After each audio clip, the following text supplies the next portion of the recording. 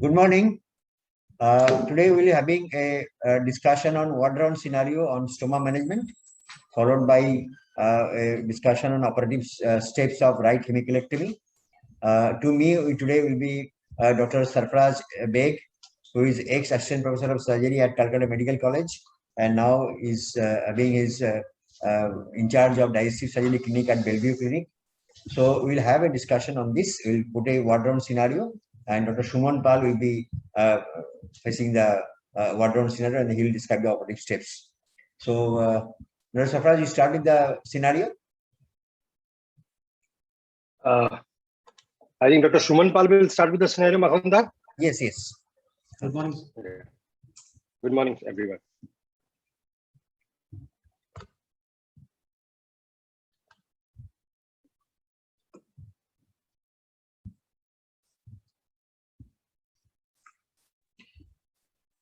So 25 years gentleman presented with history of fever for 15 days, pain abdomen for 5 days, and underwent laparotomy with a diagnosis of perforative peritonitis. On exploration, there was gross fecal peritonitis and a perforation near the terminal ID. The perforation was closed primarily, thorough peritoneal lavage done, and the proximal ileostomy was done. Today is postoperative day 2. Stoma bag contained about 1 liter effluent. How will you proceed? Yeah. So, Dr. Suman Pal, Yes. will you be taking the questions? Yeah. Yes, yes. Carry on. Okay. So, Dr. Suman, this is a patient who has had a ileostomy after resection. On a post-operative day 2, you are our registrar and you have come for the rounds. What are the things that you are going to look at in this patient? Sir, I will ask the patient whether the patient is having any pain, whether localized in the abdomen or diffuse pain, or the patient is having any fever or not, or any other complaint is there or not the patient is having. I will ask the Right. Then, So, yeah, please carry on. Please carry on.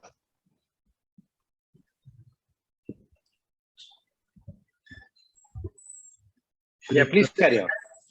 okay. Then I will evaluate the patient. I will check for the pallor of the patient, whether he is having any pallor or not, or what is the orientation of the patient, and along with the vitals of the patient. I will check the Okay. blood pressure, pulse rate, whether he is having any tachycardia or not, and then I will go to examine the abdomen proper. I will inspect the abdomen. Okay, so I'll just interject here a bit to give you an idea. I know why you are fumbling. The major reason why you're fumbling is because you're generally the first line, the overview will tell you how to speak in the examination. This is a typical question of a surgical problem. The answer, if you think this is okay, you can incorporate this in your examination. You can say, I will take a history. I will examine systemically, general examination and local examination. I will look at the I will look at the charts. I will look at the test reports available. When you say like this shows that you have worked in a ward. So I am taking a history. I am doing an examination, both general and local. I am also, and as well as systemic, I am looking at the charts, which basically means the pulse, respiration, temperature, blood pressure, urine output, intake output chart. That's what you are looking at. And finally, you are looking at the test reports. Try saying these 4 things because this is standard across the globe in a ward round. Okay. And then when you start after this, I know that you will touch on everything. Does it make sense? Yes, yes, very much. Because in this situation, the idea of going to the ward on second post-op day is number one, to find out whether the patient is progressing normally in the post-op period as it should be in the situation, or patient is having some complications. The idea is to detect that, whether the patient is progressing well or patient has some deviation, so that you can identify that and take some steps. And what Dr. Beg has said is the right approach, that you take a detailed history, do a good physical examination, review the charts, and review the investigation reports. So that will cover everything. And the history is not only stop with the pain abdomen, because a patient has got second post-op day, may have some complications coming up in the second post-op day, like some general complications, respiratory complications, DVT. Okay, and then patient has got a stoma, so patient may have some stoma-related complications. So your history should address all these points. Then examination will be methodical. It may not be a total outline like a examination during long case. It is in the ward scenario. You do a brief examination, which are relevant in the post-op period. Carry on. Start. You follow this pattern and tell us how you're going to proceed. Tell it, repeat it. What Dr. Beg has said, repeat. How are you going to evaluate this patient? Start with that 4 points. Yeah, you say the exact same thing and then you start. You will see it will become easy for you. Start saying the same thing which we said.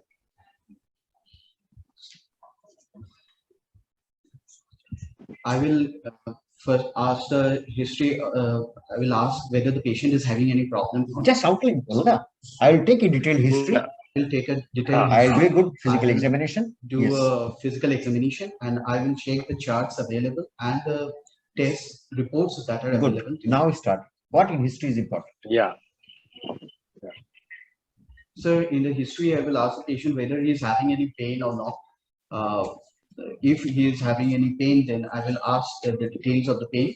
And if the patient is having any fever or not, or the patient is having any respiratory problems, any cough or shortness of breath or anything, or whether he is having any pain in the calf muscles, lower limbs, that I will ask.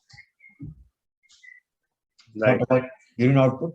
And whether the patient is feeling thirsty or not, and I will also ask about the urine output of the patient, whether the patient is fine. Jan? Then I will go for the examination of the patient. I will check. Okay, carry on. Examination. Then I will examine the patient. I will check for whether the patient is having any pallor or signs of dehydration is there or not. And I will go for local examination of the abdomen. There I will check whether any localized tenderness over the abdomen is there or not, muscle rigidity is there or not, and is there any changes in the skin surrounding the stoma, whether the stoma has any change in color or not. And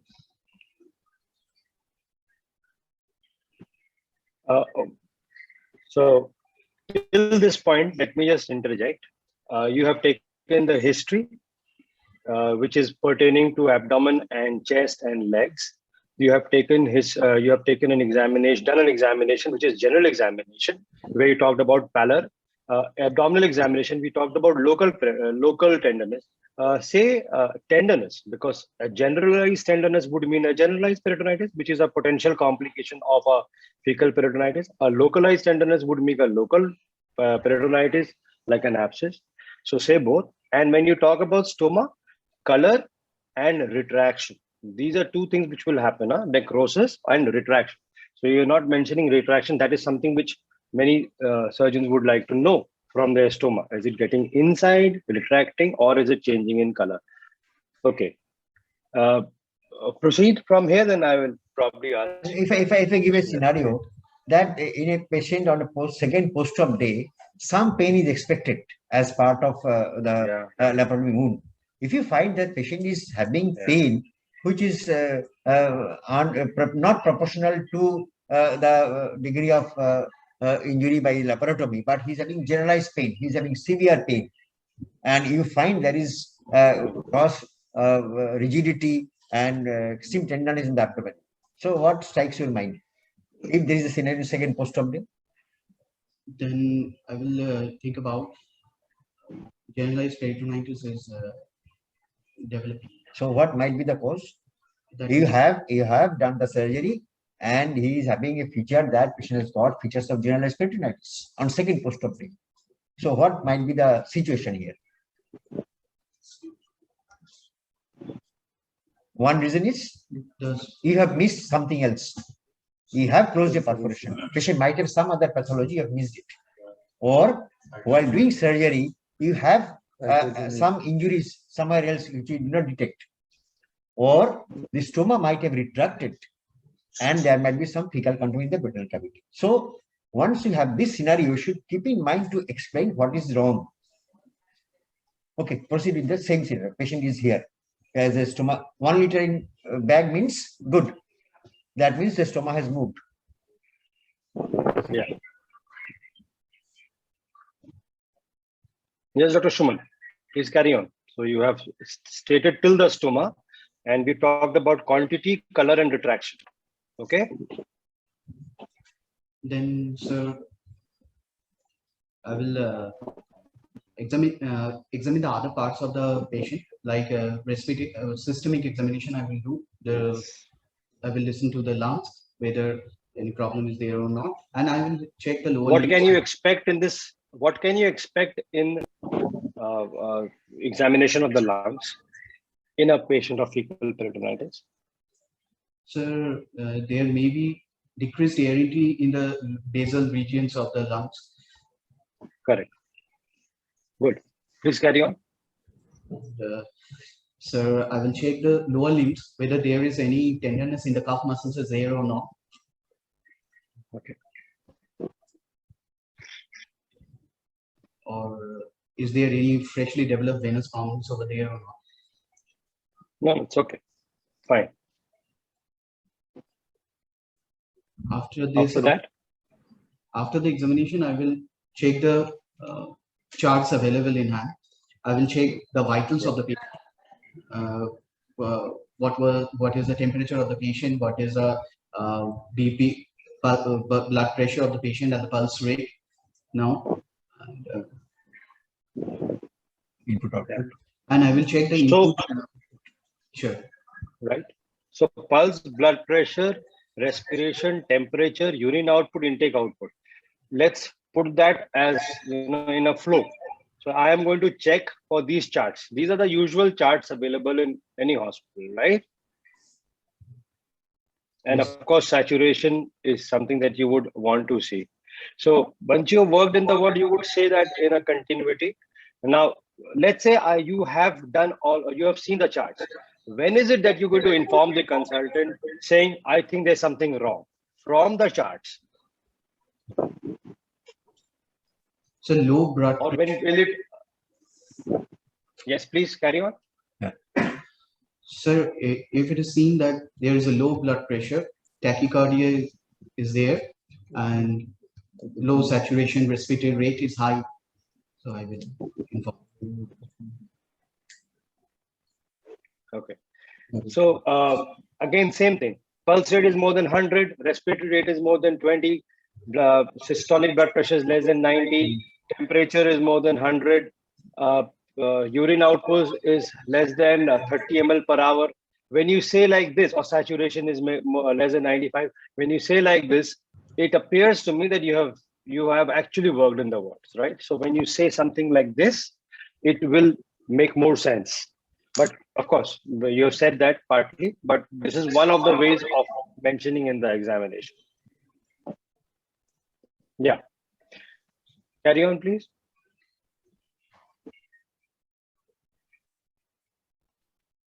What relevant investigation will be available? What do you feel? First post-op day, they might have some investigations. There available blood reports. I will check whether the total count is how much is the total count, and then sodium potassium level of the patient. Okay. So many things. So patient is having sepsis. Urea, creatinine. Yes. So look at the hemoglobin, which will tell you whether the patient is bleeding or not.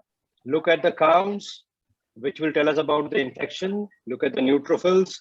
Look at the urea, creatinine, sodium, potassium, which will tell us about the kidney status, right? So these are the basics. And of course, if the patient is hypoxemic, you might like to have something more like a chest X-ray or a arterial blood gas, but that's not important. The first few are important.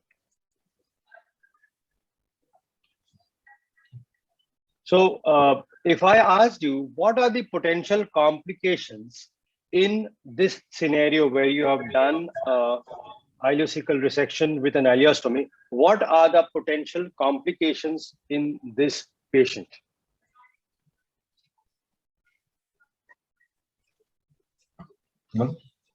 Sir, there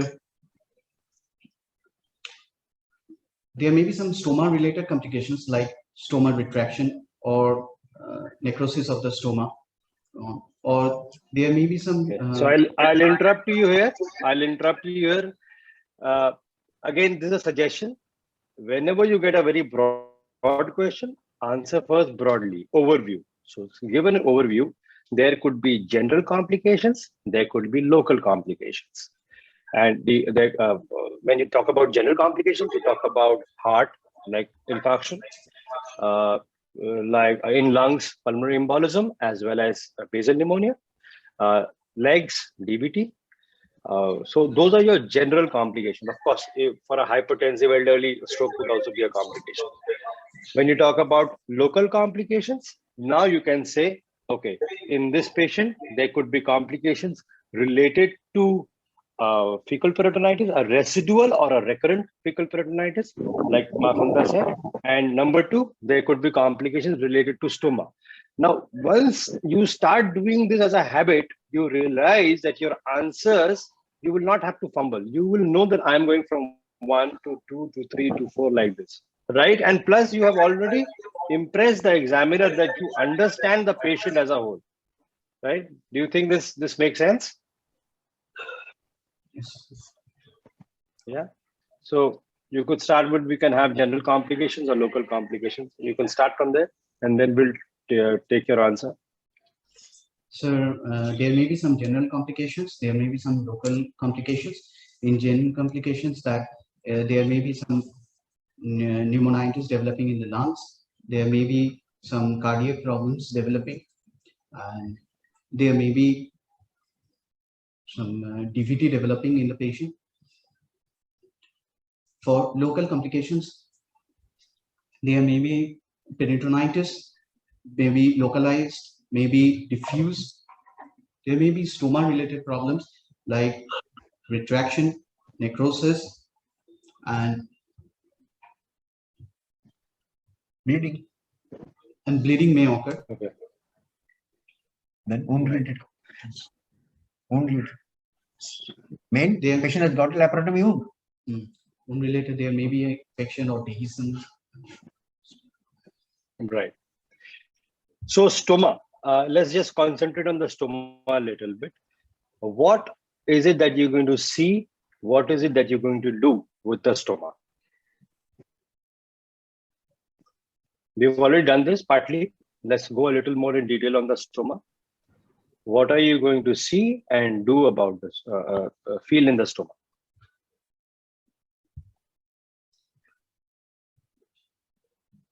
So first I check what is the color of the stoma now,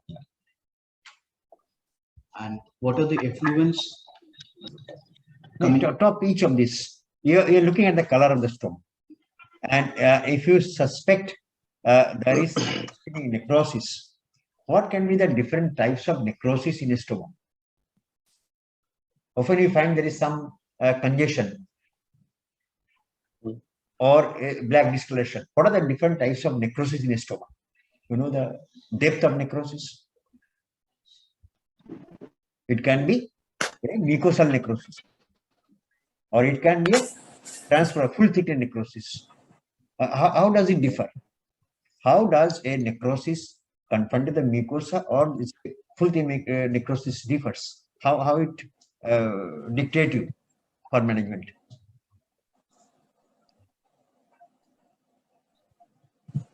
Suppose it's just a mucosal ischemia. You can observe the patient. You can observe the patient, this mucosal ischemia often goes off. But you find it's a black, totally black, full thickness necrosis, you have to do something. What do you have to do? The full thickness necrosis you are finding in the first post-op day, because there are a lot of reasons for that. Your technique, the vascularity of the end, all as you bring it out, the stomal opening, all are important for this necrosis.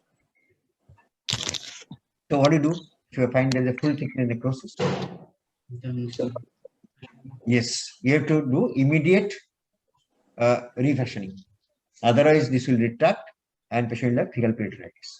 So one is necrosis. What else you say? Retraction and prolapse.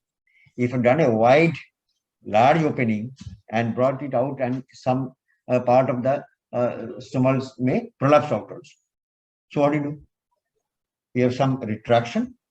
What is the management?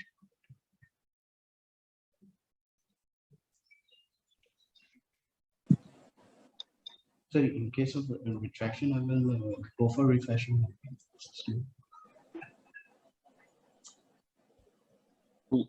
Dr. Baig? Yeah, so good answer, Dr. Suman, would be that a retraction will have to be assessed, whether it is what is the circumference which is involved, what is the level of retraction. It is only the fat level. Has it gone below the sheath level, the muscle level? If it's gone below that level, yes, we need to do local exploration. If it's only the fat level, you can get your stoma therapist to give you an appliance which will protect any invasion of infection in the fat level. So it is possible to salvage non-operatively mild retraction at the fat level. However, when the retraction is below the sheath level or muscle level, you will need local exploration. So does this structuring of the sentence is very important when you're answering this question. Okay. Now, apart from you are observing the quantity of the effluent in the stoma, you should also assess the quality of the effluent. Let's say there is 100 ml fluid, but it's all mucus. There is no bile. You would say, is this stoma functioning? Or you would be happy with this stoma function? No, sir. No. So, in case this happens, you must know that the quantity, quality, retraction, and necrosis all are very important. What else are you going to do with your finger to be sure that this stoma is all right? Stenosis, to check the stenosis, whether there is stenosis. So you pass a lubricated gloved finger into the stoma and see that there is no stenosis at the level of the sheath and below. That's very important, because if you find there's a stenosis, then this will not lead to bile, but rather you will only see mucus in the bag. So again, this is another important perspective from a stoma point of view. So it's not only about seeing the stoma, it's also about palpating and putting your finger in the stoma if the bile is not coming out. Okay. So if somebody was to ask you about stoma, how do you assess a stoma? Say by saying inspection and digital examination. Inspection is for quantity of the effluent, quality of the stoma, volume, retraction, and necrosis. Prolapse, yes, but perhaps is less dangerous and is more long-term. But these are acute events that we are looking for, and palpating the stoma is very important. Now, if you have to do an intake output chart in this patient, what will be the inputs? What will be the outputs? And how will you know the patient is in positive balance or negative balance? It's an ileostome. You see, 1 liter effluent in the bag on the second post-op day is a good amount of effluent. And if the patient has got such amount of output in the bag, can you tell us the metabolic status of the patient? A patient is losing 1 liter, 2 liters of effluent in the bag. What metabolic abnormality this patient may have?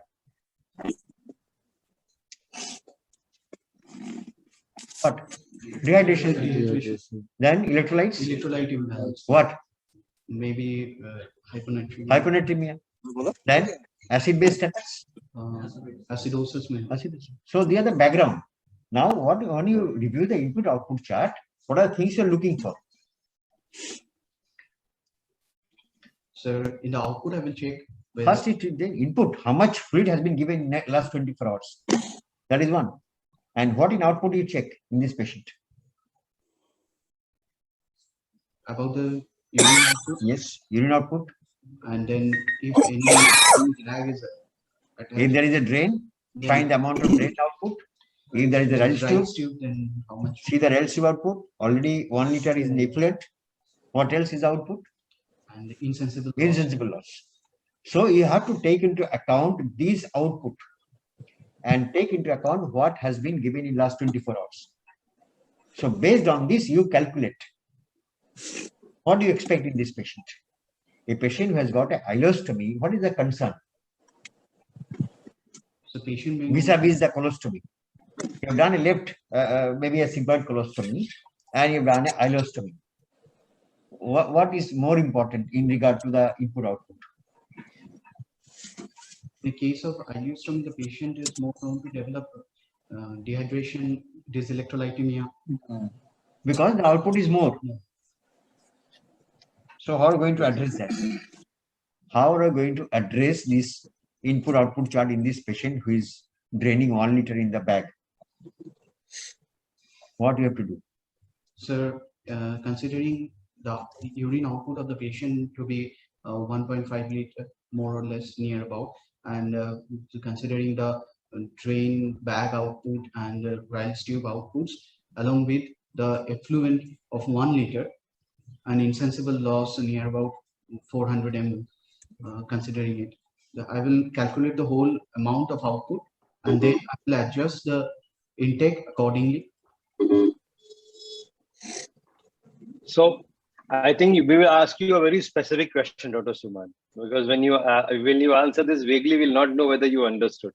Let's say Rayleigh tube is 500 ml, 200 ml in the drain, 1 liter in the ileostomy, and 1.5 liter urine. So again, I'll repeat: 500 ml in the Rayleigh tube, 200 ml in the drain, 1 liter in the ileostomy bag, and 1.5 liter urine. Now, this is what is there, and this is what has been. So, how much fluid now you will give to this patient now on the next 24 hours? 3.2 plus 3.2. take 500 insensible. 3.2 3.2 liter, along with insensible loss near about 400 ml. I will calculate, and ultimately that is near about 3.7. That is. Okay. Now you have decided the So volume. Now tell us the quality of fluid. Yes, quality of the fluid. What will you give? How much of dextrose? How much of normal saline? How much of Hartmann's? What are you going to do? What are you going to give?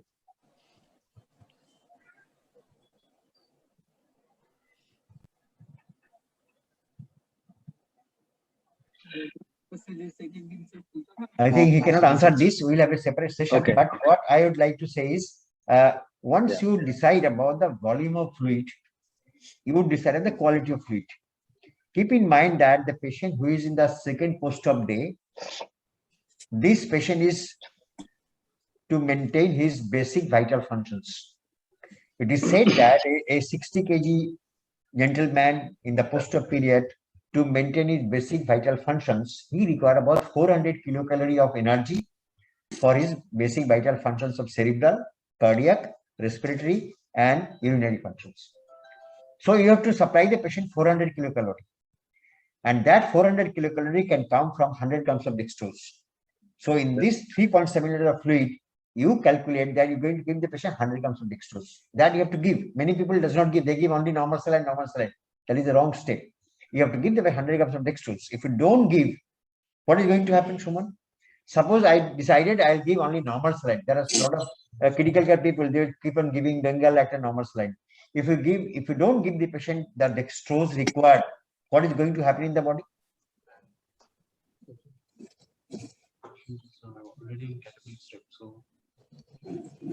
So body has got some reserve. Metabolism. If the patient has got a reserve in the body, the glycogen from the liver will get mobilized and get this glucose. If you're still not giving, glycogen, the muscle will get mobilized, and ultimately the proteins and the fats don't get mobilized. So you don't want that. So give the patient a ration of 100 grams of dextrose. Second is, we have a normal requirement for sodium and potassium. That is 2 milliequivalent of sodium per kg per day. So this patient may be 60 kg weight, he requires 120 sodium for the normal requirement. Now this patient, he said 500 in the Ryle's tube, 1 liter in the ileostomy bag. This ileal secretion contains about 130 sodium per liter. So another loss of 130 in the effluent, a loss of about 40 milliequivalent of sodium per liter of dextrose in the gastric juice. So calculate the amount of sodium required. And if you take the normal saline bottle, how much sodium is there in the normal saline bottle? 150. 154 milliequivalent sodium, 154 chloride normal saline bottle. Ringer contain little less, 130. So you calculate now how much sodium. You cannot give more sodium. What is the detrimental effect of giving more sodium in these patients? It will cause?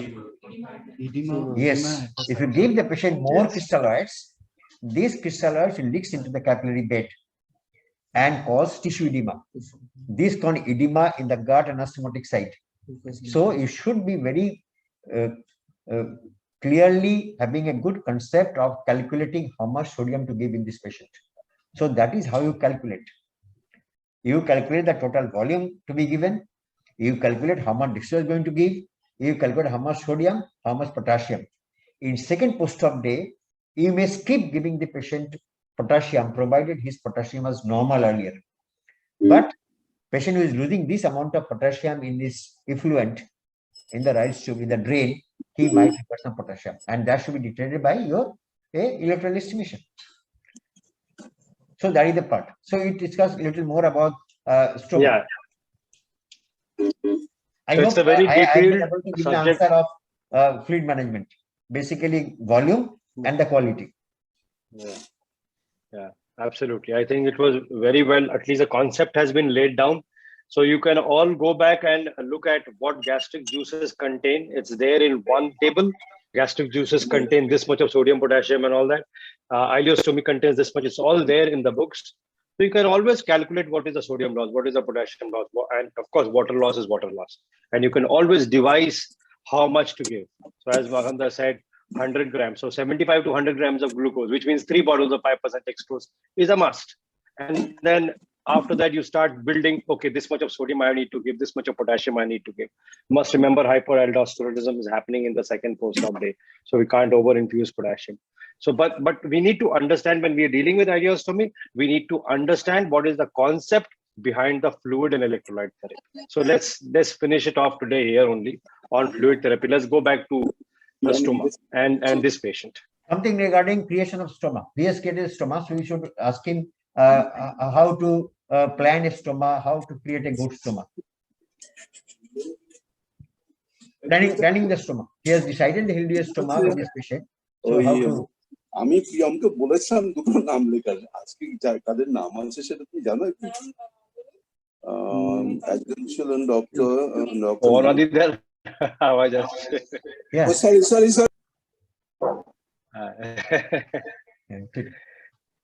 Okay. Dr. Meg, some little about the stoma creation. Right. So let's say if your question has been in the exam, you are seeing this patient and there is a possibility of a temporary stoma. You're doing a fecal peritonitis, you're going to probably make a temporary stoma. Then how do you proceed? My answer would be the management of creating a stoma starts preoperatively. We will ensure good technical factors intraoperatively and will continue with a good postoperative care. My first line, because I am giving an overview to the examiner that I understand that it starts preoperatively and then there are some technical factors intraoperatively and there's a continuation of stoma care postoperatively. Preoperatively, I must involve a stoma therapist who will come and examine the patient in supine and standing position and place the stoma marking, suggesting where the stoma will be applied. So the factors which are involved in stoma marking or stoma location are A, what is the kind of stoma we are creating, loop or end? 2, what is the purpose? Is it temporary? Is it permanent? 3, what is the skin folds? Where are the skin? When you stand, there could be skin folds, then we avoid the skin folds. 4th, it should be away from bony prominences, at least 5 centimeters away from the bony prominences. 6, it should preferably be within the rectus muscle.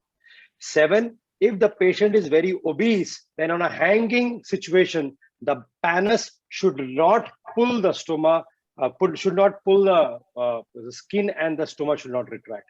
So the stoma should be done at the abdominal level in obese patients where the subcutaneous fat is thinnest, and this is probably at the upper abdomen.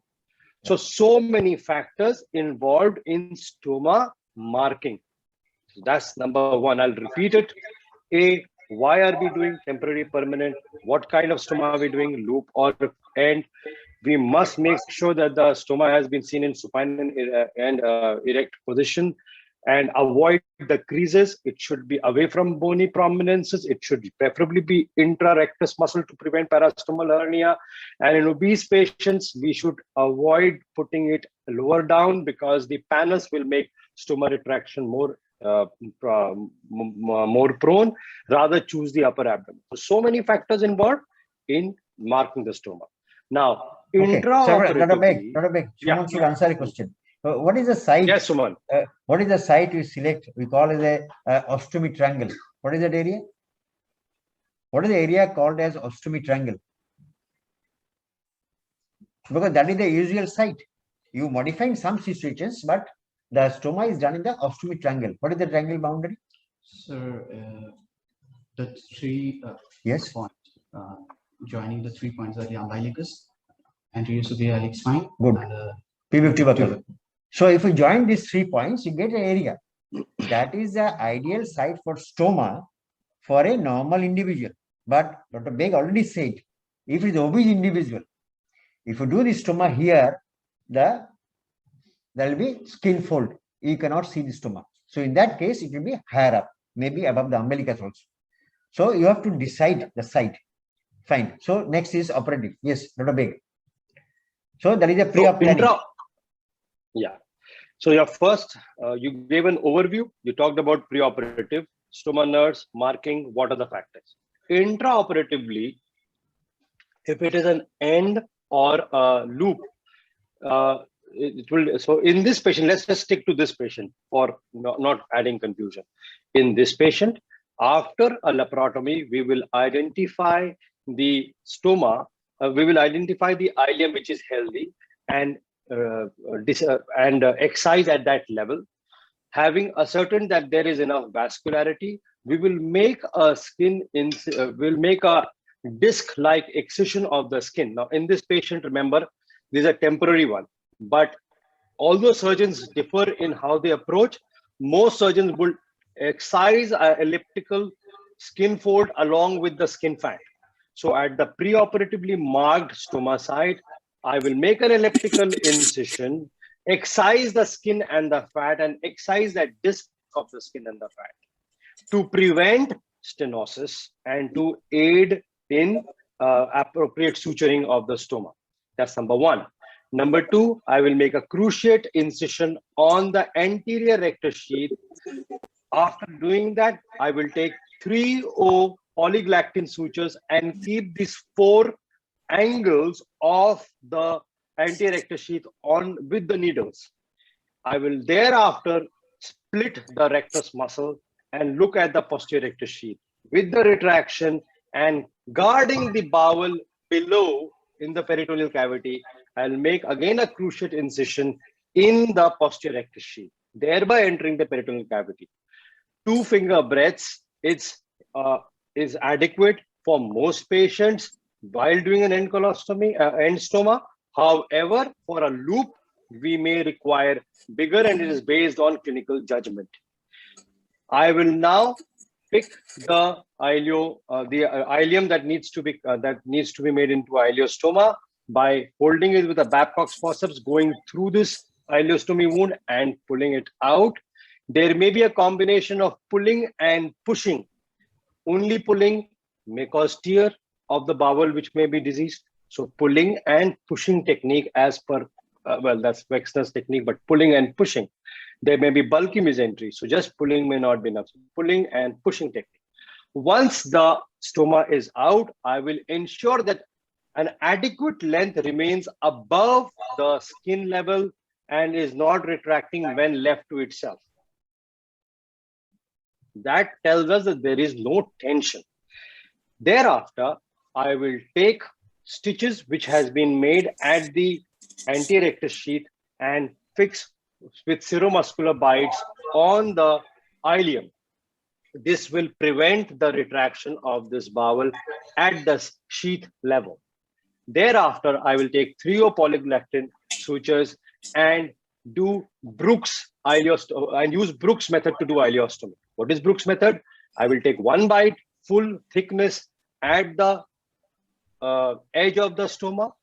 Then I will take another bite, 4 centimeters below the edge of the ileum.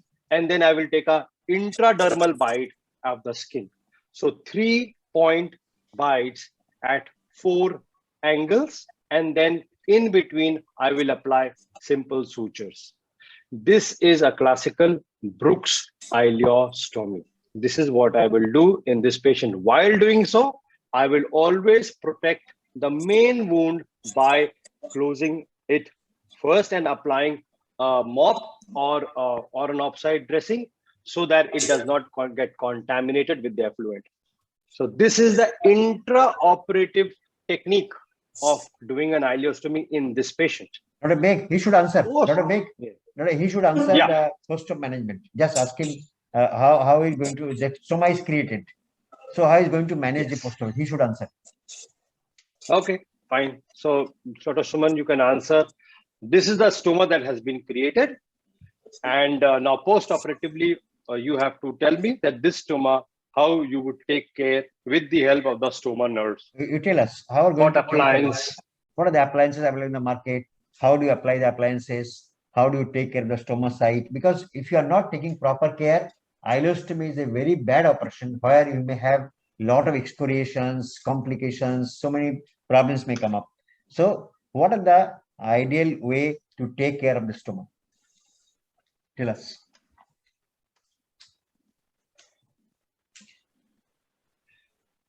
Tell us. Stoma care.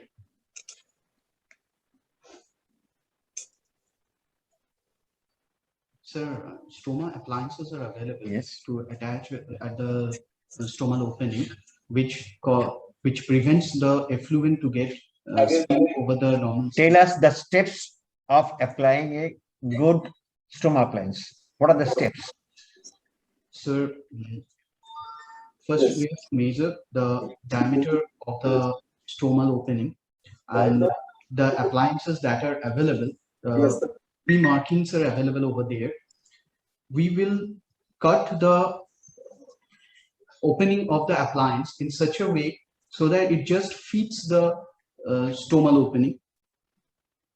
And so number one is fashioning the stoma back. Next is that 2 kinds of stoma bags are available. One is stick to one, but tell us the other steps. One is you have tailored the stoma bag by cutting this as is required. That is one. What about the application? You just cannot go and apply it. You have to take some measures. Around the stomal opening, the skin has to be cleaned and has to be clean and dried up. Dry. Because if you apply the moist surface, you just open up immediately. So you clean the stoma side around the stoma and then dry it up. After that, the sticky part of that stomal appliance has to be attached over there. And then tell us the practical part also. You just don't apply and go out. And it has to be fixed with Yes, that is also important. Once you apply the stoma bag, in the periphery, you apply adhesive steps because otherwise it will open up from the periphery because our patients are having a lot of sweating also. So apply adhesives in the periphery of the stoma appliance. And then you have a bag which will have an outlet. And in most of the bag has got a clipping system. So you clip that. So that is how you apply. So that is a single piece bag system you're applying. What are the other systems available in the market? Other system appliances. This one piece you have cut, applied. So usual, how long a single system usually goes on if the patient can manage well? sir, up to 5 to 7 days. Yes, it can go for 5, 6 days or 7 days. So what are the other systems available in the market? Other appliances? Some are disposable once they This get is disposable. This what I said is disposable. What other system is available? You heard of two-piece system? Two-piece? You heard of two-piece system of stoma appliance? What is that? What is there in the two-piece? Don't know? You have a two-piece system where there is a base plate. You have got a base plate where in the base plate there is a ridge and the adhesive part. So same, you cut the base plate, the opening made as desired, and keeping the area dry, you apply it, and then you have bags. The bag has got a groove, and you apply the bag in the ridge, and then keep that bag. Ideally, patient should have two such bags. Keep one bag clean, one that gets full, you take it to the washroom, clean it up, and apply another bag. So these are the another system. So there are a lot of other systems available in the market, but these are the basic two systems, which is either a single piece system you apply or is a two-piece system. Okay. Dr. Beg, we can go for his subsequent management. Once the patient has recovered in the Yeah. period, how to go? Yeah. So on this stoma bag, remember what Makunda said is important. Why one piece and two piece? Why is it? The concept is that if you just have one piece and every time it comes out, the base plate and the bag both are gone. But if the base plate is there and is stuck well, you can remove the the first few post-operative days. It is better to have a two piece because you can remove the bag, look at the stoma and also put in a finger. So we were discussing all of this. Now this is what is important. When you apply a two piece in the initial post-operative period, it becomes easy to know that there are no complications happening in the stoma. Okay. Subsequent Yeah. management. Closure. How to plan closure? So How to prevent? How to plan closure? This is a temporary stoma. Yeah. Is a temporary stoma. How you plan closure in this patient? The patient has been discharged. He is coming to follow up in the OPD. And what is your plan? How you proceed for taking a decision for closure of the fistula? This stoma. sir, I will evaluate the patient whether the patient is nutritionally well or not, and then I will check other systems of the patient whether it is tolerable and giving the way to do another laparotomy. Then I will check the Why are you planning for laparotomy again? means another operation that help us to put the stoma inside. That means he may not, if you have a loop ileostomy, he may not require a laparotomy. It's simply a local operation. But your job in the post-op period to assess his fitness, whether he has recovered well from the central fever or not. Second is whether his hemoglobin is good, his protein status is good. That means his general condition is stable. What is the usual time? So The conventional time for closure of this stoma you decide? 6 weeks. It is usually 6 to 8 weeks. Some people refer 12 weeks. But now there is a new concept. of early stomal closure. What is this? What is the concept of early stomal closure, and when you can consider this? You see, this is a closure for what? Is a closure for a enteric perforation. Patient has gross fecal peritonitis. Otherwise, patient is not having a very chronic disease. So this is a measure to protect a perforation closure. You have done a diversion for a distal anastomosis, and you have done a proximal diversion.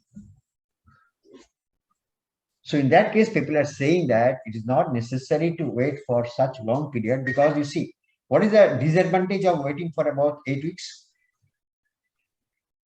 What is the disadvantage? He's going with the stoma. These need to be managed. This entails some cost. He need to apply a bag. This is a morbidity. He may not be going back to his normal work. So that comes the concept of early stomal closure, where you can close the stoma as early as 2 weeks to 4 weeks, provided the purpose for which the stoma has been made has been taken care of. That means you have done a stoma to protect the anastomosis. You have to ensure that that anastomosis is healed by some investigations. Second is, patient has recovered well from the primary disease, and he is nutritionally preserved. So if he fulfills this criteria, one can go for early closure.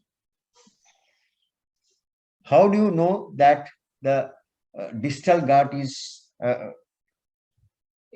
having a clear passage, no obstruction? How to assess? So, The proximal gut is fine because he is draining his fecal matter to the proximal side. So it is not necessary to do a proximal imaging. Proximal imaging is not required. we will go for distal colostomy. Distal ileogram, if you are doing ileostomes. If you are having a distal ileogram and that ileogram is showing the contrast is going from this to the anal canal region, that means there is no obstruction. You can safely close it. Okay. So I think, Safra, you can take some question from the chat box if the audience has question, and then go for operating. Any other question, for stoma? So this, I think, whenever Suman, when you are asked in the exam about a closure of the stoma, then my exam answer, which I practiced right from my graduation days, was there should be absence of sepsis, residual sepsis. There should be absence of primary disease.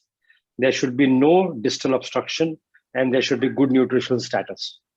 The first and second points are same. If you have done for infection, there should be absence of infection. If they have done for malignancy, there should be absence of malignancy. That's one point actually, but in two parts: absence of distal obstruction and good nutritional status. So these are prerequisites for any closure. So if you can just memorize that, then you can always answer. Therefore, to exclude absence of primary disease, in this case, upper infection, I'm going to do a ultrasound and a total count to be sure that there is no residual abscess and there's no leukocytosis. If this is not enough, maybe a CT scan. To exclude distal obstruction, I'll do an ileogram. Okay. 3, to exclude or a distal colonoscopy or whatever, scopies also.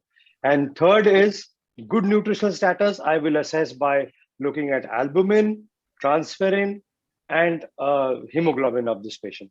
So when you say something like this and you back it up with these statements, it means more to the examiner.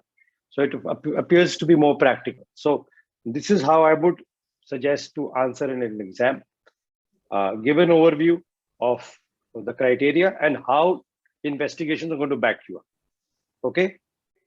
Dr. Shomita, any question for stoma management?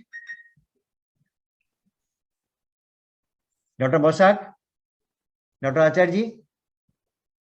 Yeah. So we had a good discussion regarding the stoma planning, stoma creation, some stomal complications, and the fluid management. So these are the very important points you might come across in a patient in ward-round scenario. Okay, we're not Yeah. gone to the almost the technical aspect. So now we have a discussion on operative scenario on the steps of right hemicolectomy. So Dr. Sarfaraz, you can take him through the description of right Yeah. hemicolectomy. So, Yeah. okay. কিছু বলছে? Yes. No. Okay. Okay, Dr. Suman, tell us only the steps. Don't describe them. Just 1, 2, 3, 4, 5, 6. What are the steps of the right hemicolectomy?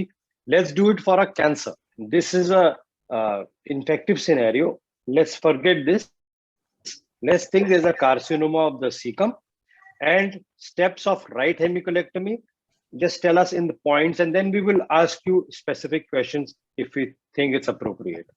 Okay? Steps. So, general anesthesia with endotracheal intubation of the patient. Patient will lie supine, and after antiseptic cleaning and wrapping, I will go for incision. After that, exploration of the abdomen, then exteriorization of the small gut loop, and then medialization or mobilization of the right colon. Before doing that, I will do resection of the greater omentum, and then Okay. division. So let's hold you here. Let's hold you here. Mates. Let's give you the steps in order, and then you can start. So GA with intubation, position is supine, arms extended, in dripping and painting. Incision is midline. Some people can use right paramedian also, right? So, but midline incision, fine. After that, you said laparotomy excluding metastasis. Say liver, peritoneal metastasis, at least mention ascites, peritoneal nodules, and liver metastasis. Absolutely. Even if they are present, even if liver nodules are present, I will still go for resection, right? So say that and add this. Then confirm the diagnosis by looking at the malignancy at the cecal level. What is the first thing you will do? You're not dividing the momentum. What is a Turnbull technique or the no-touch technique? Let's forget the name. What is a no-touch technique for malignant colonic tumors? We'll ligate the pedicle first. Ligation of the pedicle. Right? Yeah. So Dr. Suman, first we will get the pedicle. Remember, by handling the tumor of the colon, we can cause hematogenous spread. It is thought, hypothesized, that it can cause hematogenous spread of these cancer cells through the pedicle into the systemic circulation. So first, getting the pedicle artery, in the case of carcinoma cecum, is the ileocolic artery. So getting the ileocolic artery at the base is the first thing to do. So even before I am doing anything, I'm confirming, I'm checking the absence of metastasis, confirming the diagnosis, and the attention is first drawn to tying the pedicle, which is the ileocolic artery in a carcinoma cecum, at the base to prevent seedling because of handling of the specimen. So when you say that, the examiner will understand that you know that this is the first step of the surgery. Okay, so ileocolic artery ligation. Where will you ligate this? Here its origin. Which is? So ileocolic artery is at the aorta. No, sir. It's coming from the superior artery part. Ah, right. So you are tying it at the origin of the supramesenteric artery. So that's the first thing. You're tying it at the base. Then what are you going to do after this? Second step. Okay. What pedicle now- you ligate? What pedicles you ligate for right hemicolectomy? One is ileocolic. What else? Then Right colic and middle colic artery. Middle colic trunk? No, not the middle colic trunk. It's a Right branch. Right Right branch branch. or middle colon. So here the pedicle Right. line. Okay. So you say this. So if you say this, ileocolic are vessels ligated at the base, right colic ligated at the base, right branch or middle colic ligated at the base. So when you do say this, nobody will explore on the details of these steps to you. And then you can say the colon is divided off the greater omentum and the colon is laid bare. Now what? So this has been done. Now what? now mobilization of the right. Okay. So now, yes, you can do that. So mobilizing the right colon from the cecum up till the hepatic flexure, from the retroperitoneum, keeping what structures safe in the retroperitoneum? Keeping what structures safe? Ureter, gonadal vessels, Yes. Mhm. Right ureter, and gonadal vessels, pancreas, Duodenum. duodenum, duodenum, ureter, duodenum, head gonadal of the pancreas, kidney. vessels, the pancreas. Yeah. Right. So these are the structure that you will see. If you see any atlas, you will see when you reflect to the midline, the entire right colon, you will see the fascia of Gerota covering the kidney, the duodenum with the pancreas, the ureter, the gonadal vessels, right? So this is what you are preserving, very important. And after this,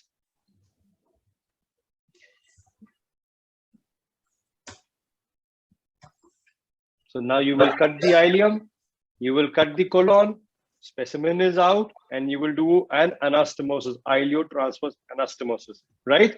Yes, What else is removed with the specimen? What else is removed with the specimen?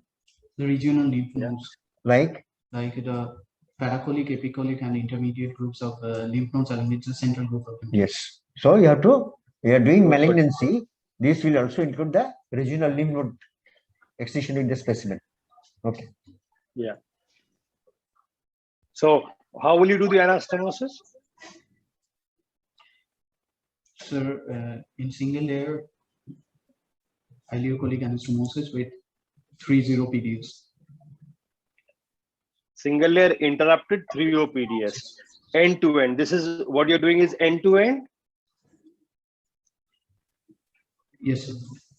Okay. So what you said is end to end. It's all right. You can say that end to end 3O interrupted PDS. Or you could do stapled anastomosis. You can fire staplers at two ends and then do a side to side anastomosis, which can again be stapled or it could be sutured repair. Right? With the same thing, 3 OPDs interrupted sutures. Okay? So both are possible. Now, would you put in a drain in this patient? Yes, sir. Yes, sir. I will put a drain in the Okay. hepatorenal pouch of the All nose. right. Okay. In Right. ERAS protocol, they are not In- putting a drain. In Yeah. ERAS protocol, people are not putting a drain. What is the rationality? What is the rationality of not putting a drain?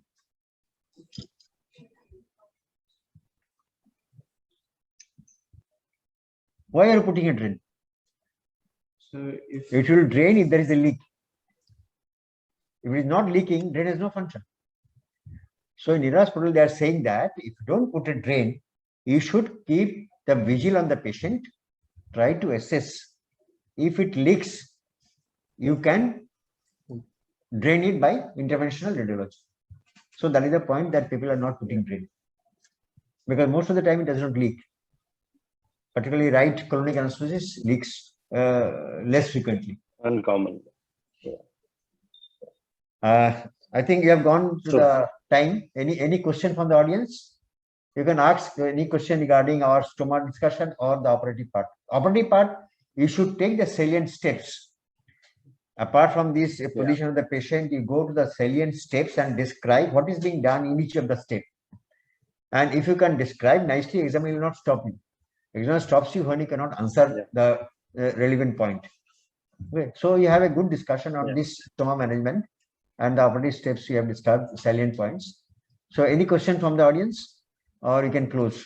So you have to close by 9:30, 9:35 because people go for ward work. Thank you, Dr. Beg, Yeah, so for a nice discussion. thank you. I hope to get you in the subsequent program. Not very frequently. I will not disturb you much, but maybe once in 6 weeks or 8 weeks. No, no problem at all. Now you can disturb me as much as you want. We have closed down for 1 month. Only emergency surgeries. All right, but it was nice, Dr. Suman. You did very well. I think the only message right now for everybody is try to build an overview in your mind when a question is asked, and then think about 1, 2, 3, 4. You know, if you have your sequence in your mind, it's a better answer to receive rather than a theoretical answer. Dr. Bashak, you like to add something? Dr. Bashak? Dr. Acharji, nice to see you almost every day. অনাদিদাকে দেখা যাচ্ছে। Yeah, Dr. Acharji is there with us every day. Hello. Yes, Dr. Acharji. হ্যাঁ অনাদিদা। Yeah, thank you. I'm very welcome. Surplus. Excellent. Oh, thank you, Anita. Thank you. Thank you. Thank you, Makonda. Thank you. Thank you. Thank you. Goodbye. We see you on Tuesday with the case discussion. बहुत लोग जानते हैं